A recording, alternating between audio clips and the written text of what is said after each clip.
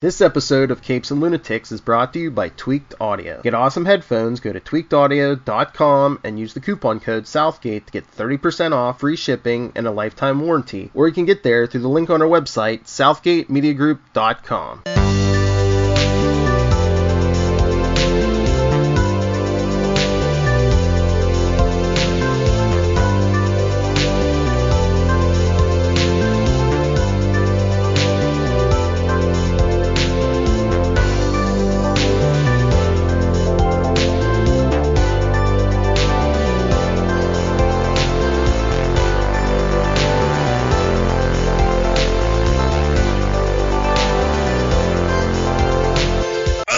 Me hearties, and welcome once again to Full Stream Ahead. I am your host, Charlie the Professor Esser, and with me as always is me skinny rich friend. It's Mozz. Hey Mozz, welcome back to Full Stream Ahead. Welcome aboard, all our loyal listeners. We are in between. We just wrapped up the Mandalorian previously, and now we are doing our little post, our little aperitif of a Black Mirror episode before going on to our next big show. Which we agreed that it's going to be the Hunters, Mozz? The Hunters? I'm with that. That looks really interesting. I've been dying to check that out. So that'd be really fun. So that's perfect because that actually premieres tomorrow from when we're recording. Ooh, most excellent. Yes. So tonight's episode of Black Mirror, Season 4, Episode 1, USS Callister. One of the best. It was very good. Captain Robert Daly presides over his crew with wisdom and courage. But a new recruit will soon discover nothing on this spaceship is what it seems. Toby Haynes is our director. Our writers this week are Charlie Booker and William Bridges. And let's get one more credit out of this. And Charlie Booker gets the credit by William Bridges, and Charlie Booker both got the written by for this. Jesse Plemons is our Robert Daly. And Kristen Milotti is our Nanette Cole. And this is crazy, man. This is just a crazy episode.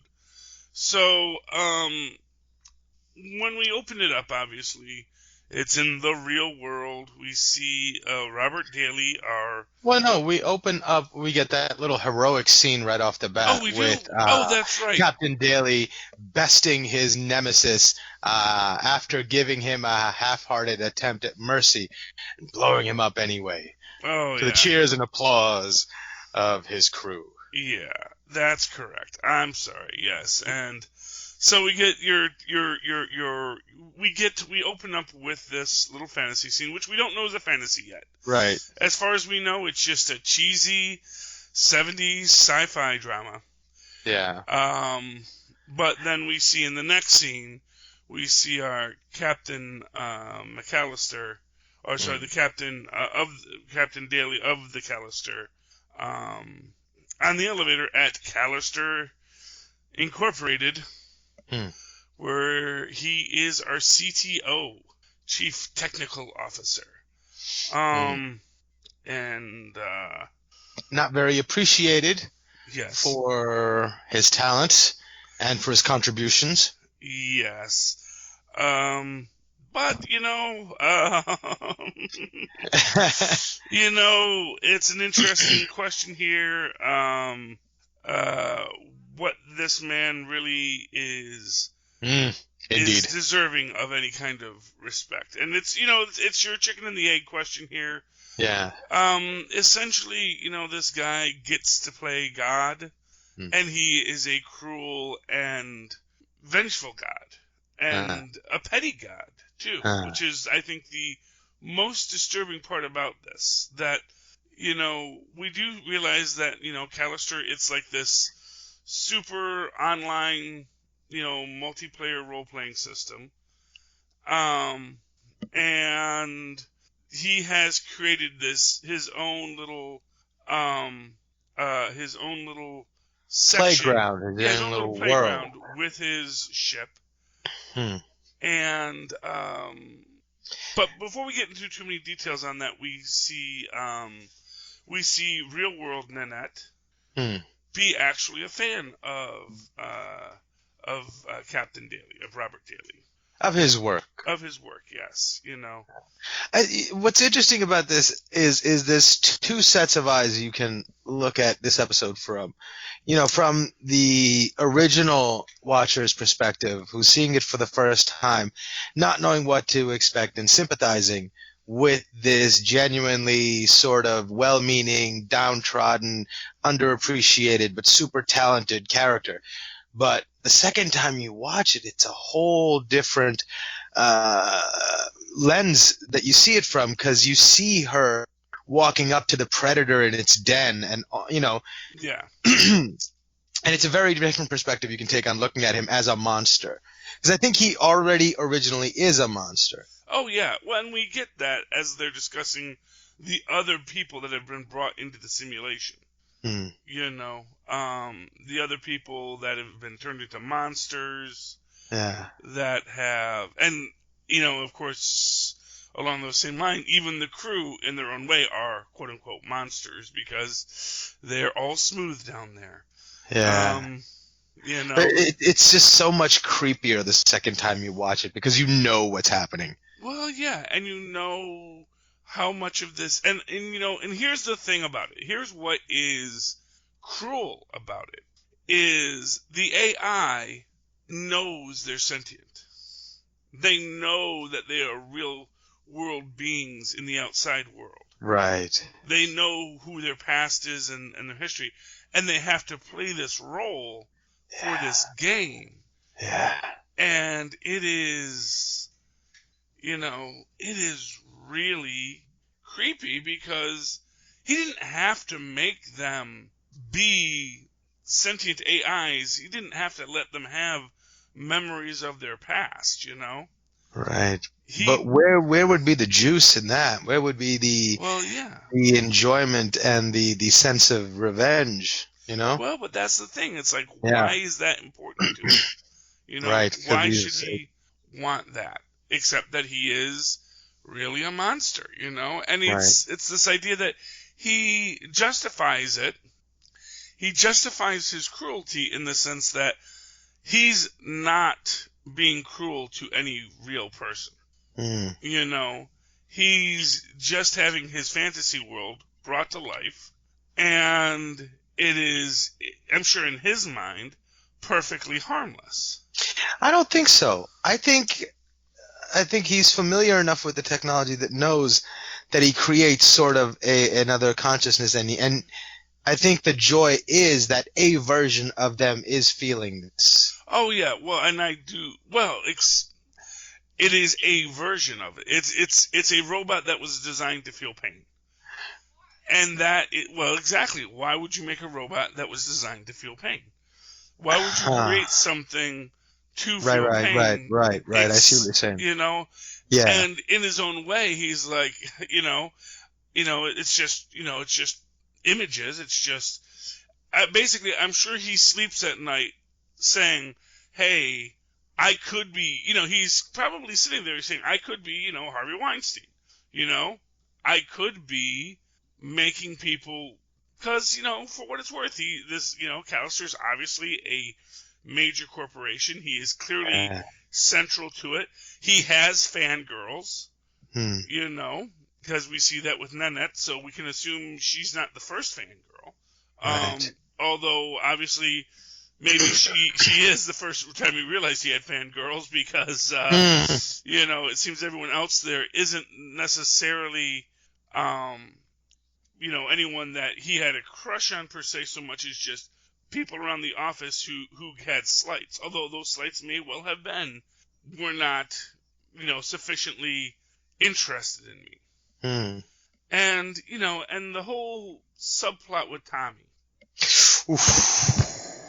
Which is, and again, it's this idea that and see that's a really interesting point, because he could have just programmed him to be subservient. Mm-hmm. But no, he had to do the work to break him.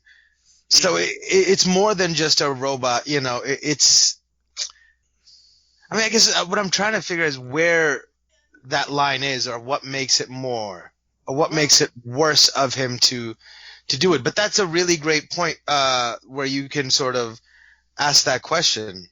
Yeah, and like I said, I just don't think that this guy, like I said, I think that's how he moralizes it.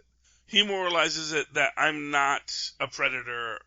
These are just, this is just my fantasy. And so it's like, and to give you an example, it's like if you were writing, erotica about people you knew, and people do, and they do write these very dark and twisted eroticas about people they know, or they base stuff on people they know, or people have dark and twisted fantasy lives. But when it's your fantasy life, no matter how cruel you are, it is never it doesn't go on outside your head, And in this situation, he's found a way to make his fantasy real enough that the creatures he's created in this simulation know that they do not want to be there. And that is, that's the difference, is that, most video game characters don't even know they're video game characters. Right. Tristan, what? Kind of like robots. It's kind of like erasing the memory of a droid, but then taking it on adventures that soon it'll forget.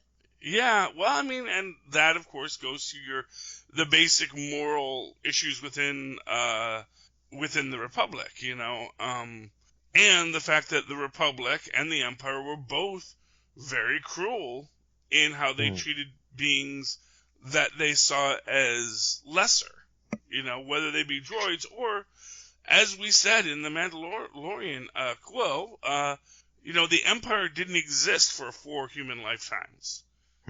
So he was a slave under the Republic. And that is the thing that people maybe shy away from. But,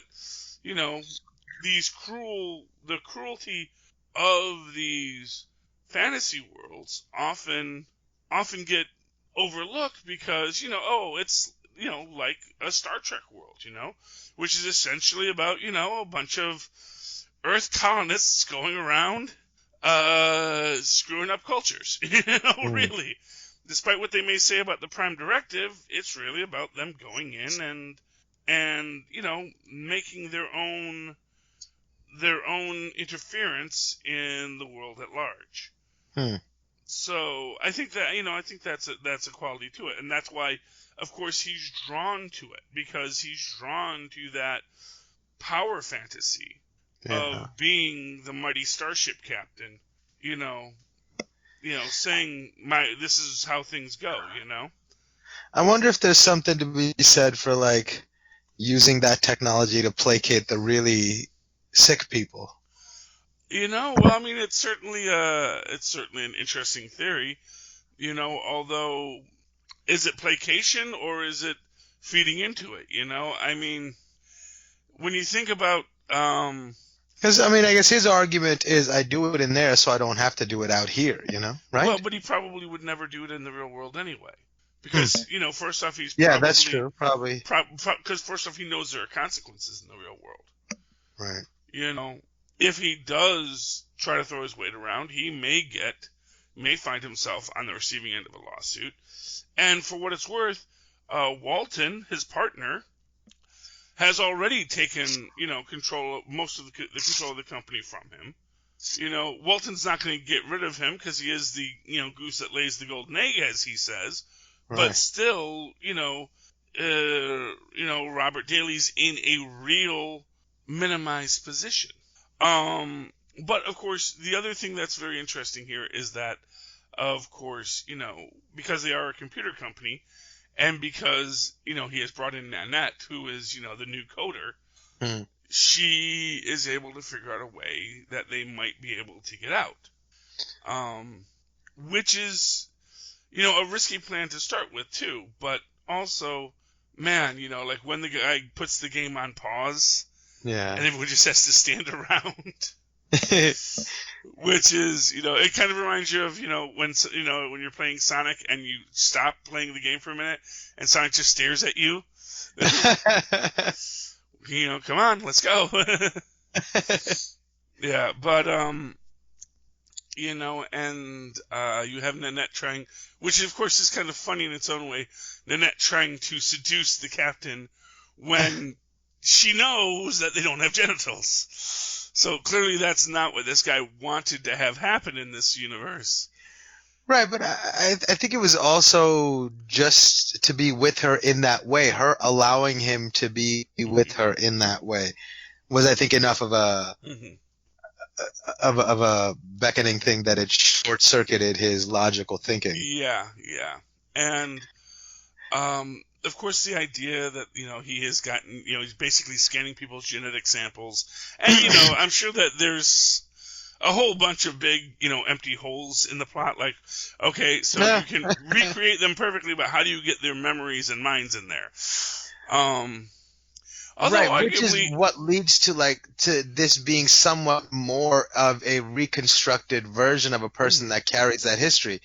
And I think the person that carries that history and the same propensity to make the same decisions that person would have to inflict the pain on that version, it's a very specific and targeted and evil thing, Yeah, it is. It really is. And it is.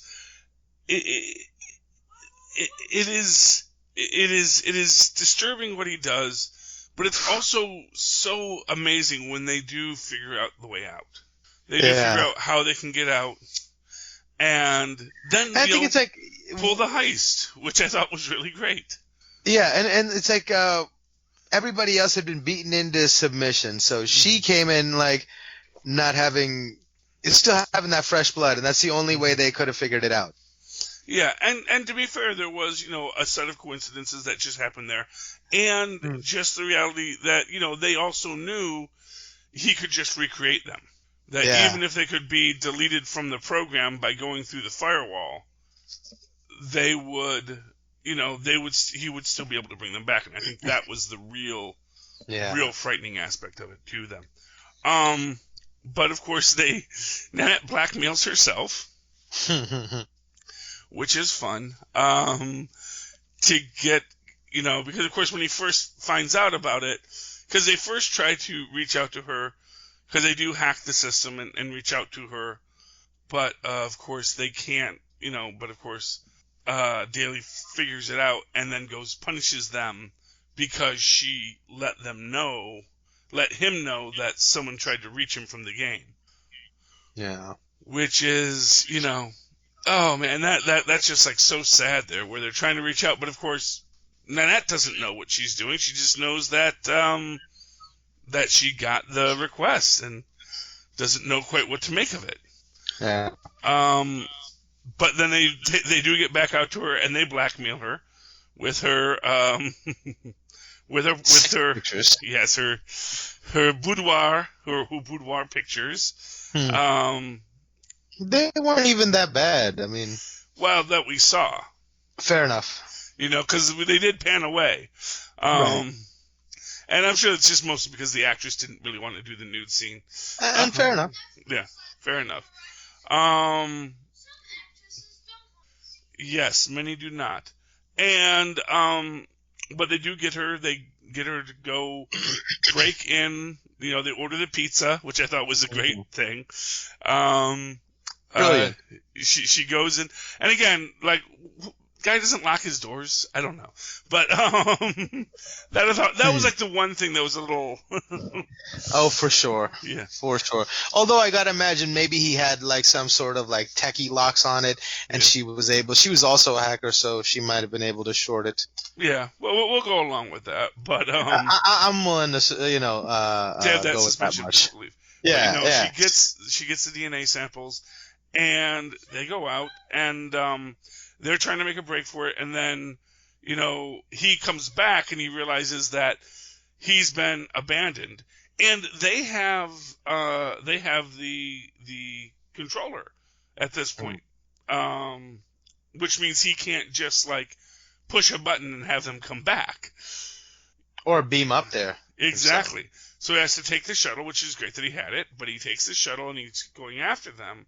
And, you get this very dramatic thing, and, of course, they're just outside of the wormhole, and again, it's important to remember, at this point, they think going through the wormhole is actually going to delete their programs.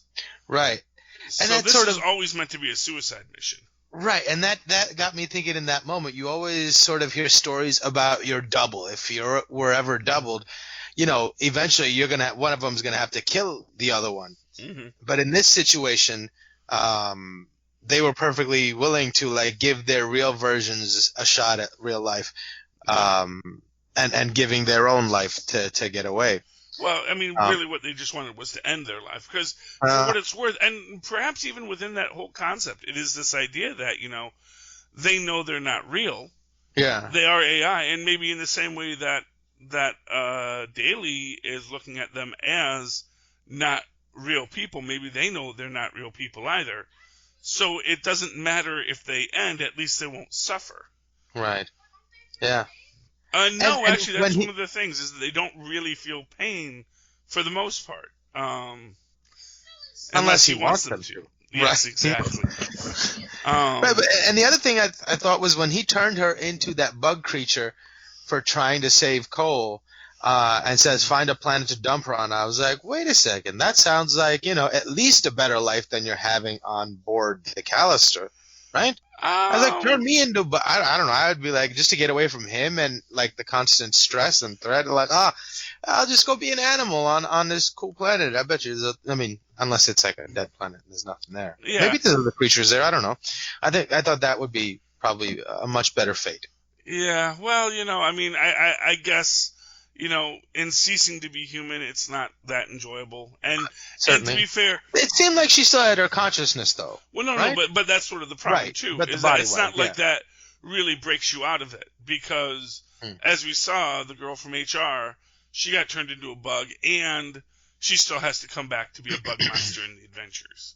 Oh, right, but I feel like not all the time. Once every 3 weeks. Oh, we're gonna do the bug episode today. It's like, all right, get it, but the rest of the time you just chill on a planet. I don't know. Yeah. Well, I think there's the possibility that this guy's in here a lot. Yeah. So it might not it's like I think that's the thing. I think if it was like weeks at a time that they were just on the ship, it might not be so bad just to do the play acting every now and again. But because he is cruel and has been cruel to them for so long, it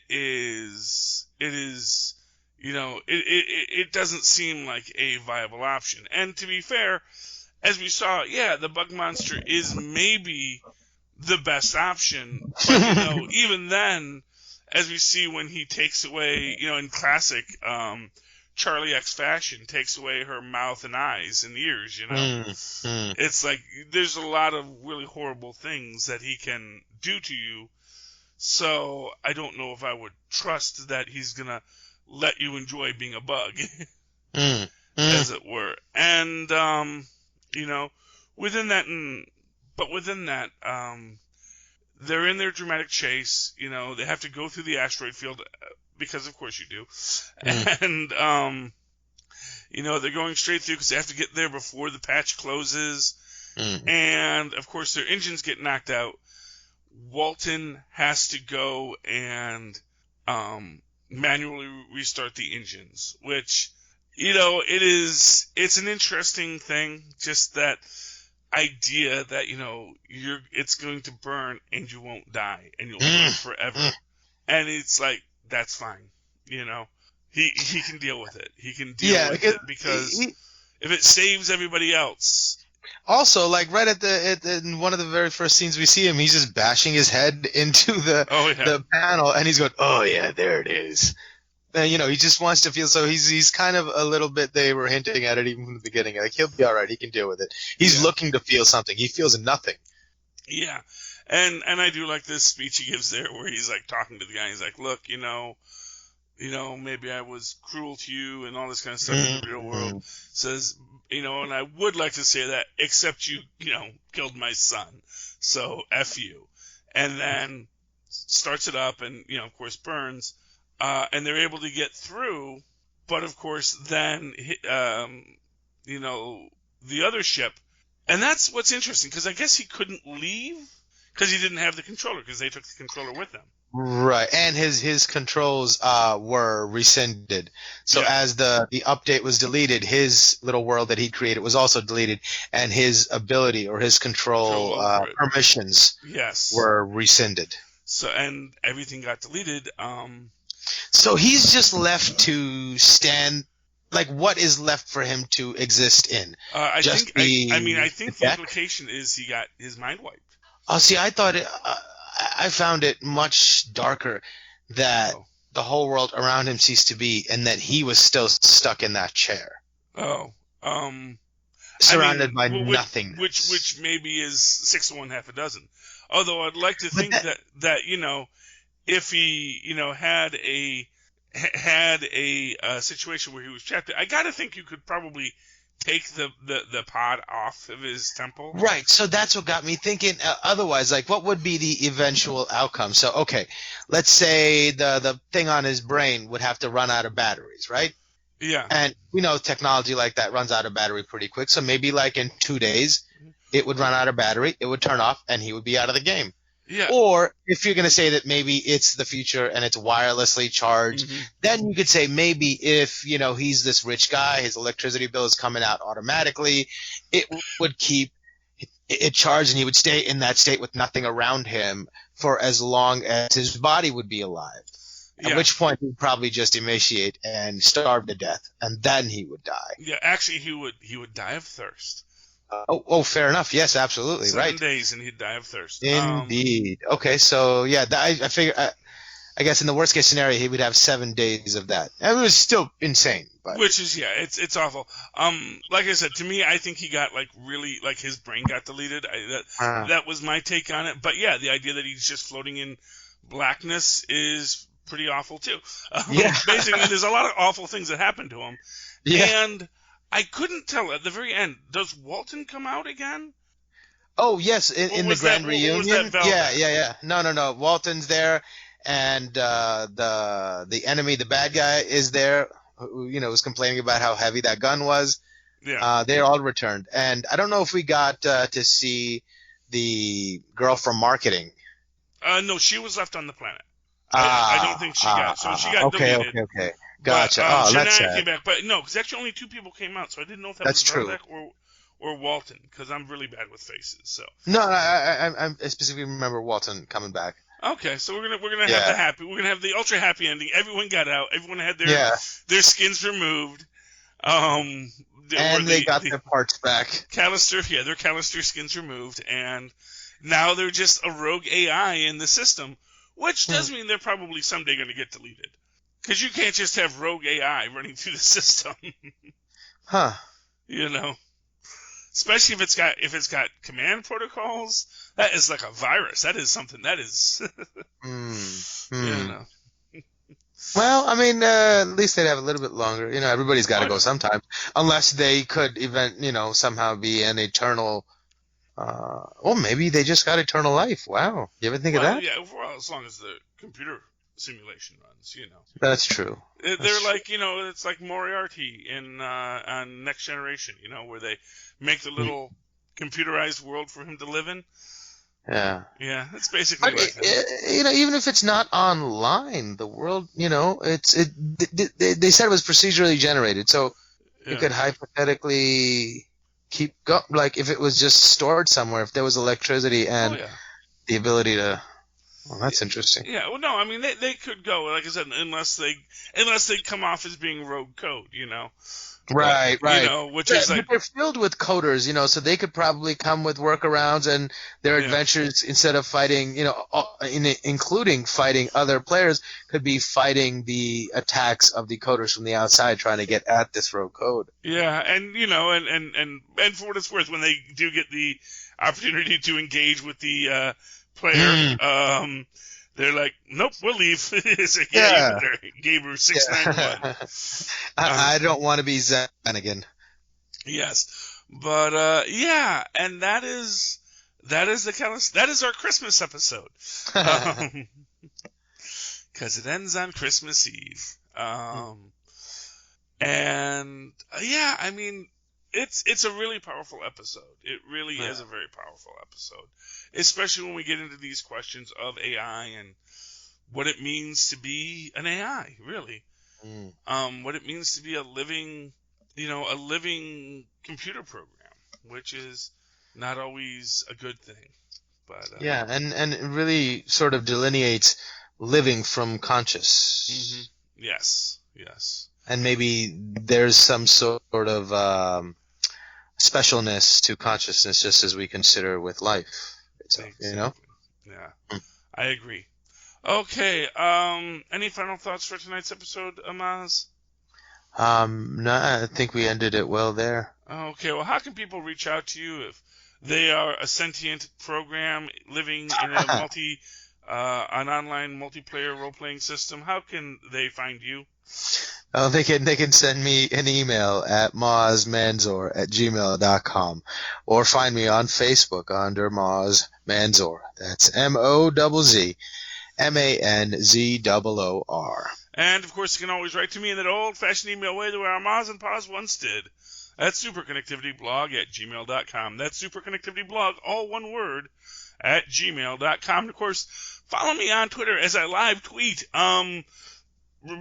Democratic debates and Agents of S.H.I.E.L.D. and all sorts of things when I feel like it at Charlie Esser. That's CHARLIE. Yes, SER. Look for the 2 E's in the middle. For quality. Bing! Thank you, Mozz. Oh, well, dear landlubbers, you have ridden the starry spaceways on the Callister with me and Mozz. Please come again next week when we will once again be flying full stream ahead.